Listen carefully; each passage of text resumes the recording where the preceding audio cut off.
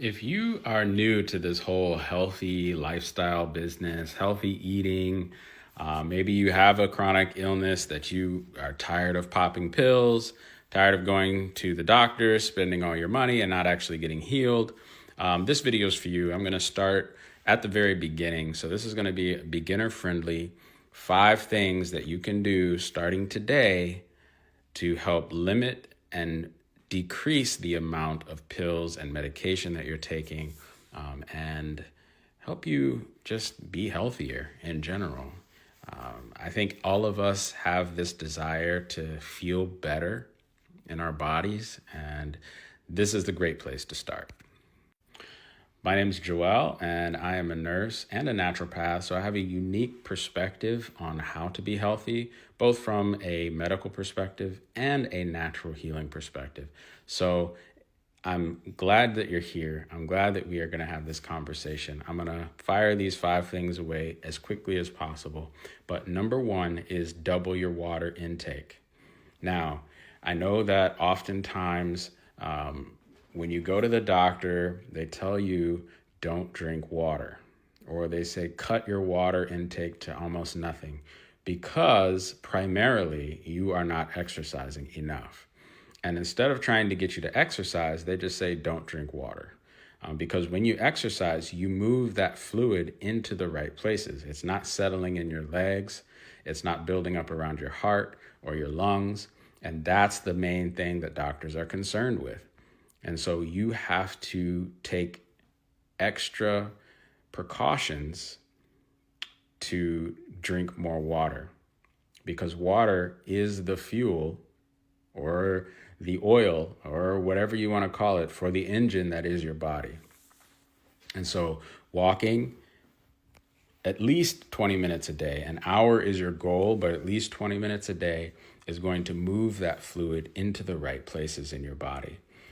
Number 2 is avoiding processed foods as much as possible. So fast foods, packaged foods, canned foods, these are all pre-processed. They have lots of sodium, oftentimes lots of processed sugar, and it is really bad for your body. So if you can cut that in half, don't eliminate it, just cut it in half. So what are we talking about? Double your water, cut your processed food in half. Those 2 steps, you're going to feel so much better. Number 3, I'm going to say, is eat more raw foods. So let's say you have an apple a day. Keeps the doctor away, right? Double it. Eat 2 apples a day. Maybe you have a salad. Eat 2 salads a day. Double your raw food intake, because what happens when you eat raw food is it increases your fiber content. And fiber is incredibly important at bringing your blood sugar spikes down and also keeping your bowels moving, which comes to point number 4, which is increasing your bowel movements. Whatever you have to do. If you double your water intake, your bowel movements are going to increase.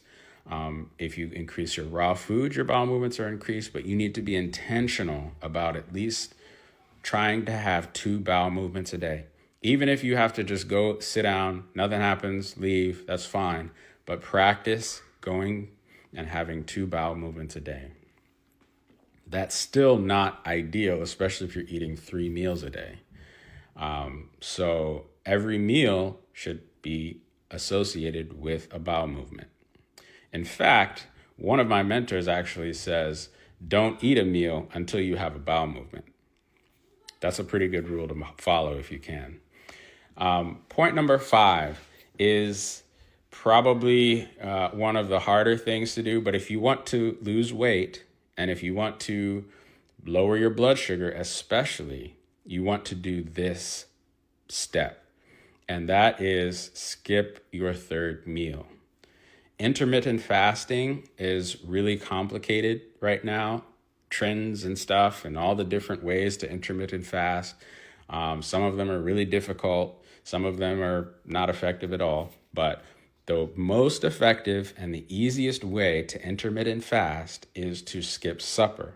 Make breakfast your biggest meal, which if you skip supper, you're going to be pretty hungry for breakfast. So easy to do. Make breakfast your biggest meal, lunch your next biggest meal, and skip supper. Or have like a piece of fruit or, some popcorn, something really, really light, because all those calories you consume at supper, we're Americans, so we love, a big family dinner, maybe some dessert afterwards. And then what do? We sit around, we watch TV, we go to bed. All those calories turn into fat and are just extra. And they spike your blood sugar. You have crazy blood sugars in the morning. And so if you're trying to fix that, fix your blood sugar, fix your weight in any capacity, you've got to skip that third meal. So these 5 steps, if you do these 5 things, I promise you, your body's going to feel amazing and you are well on your way to health.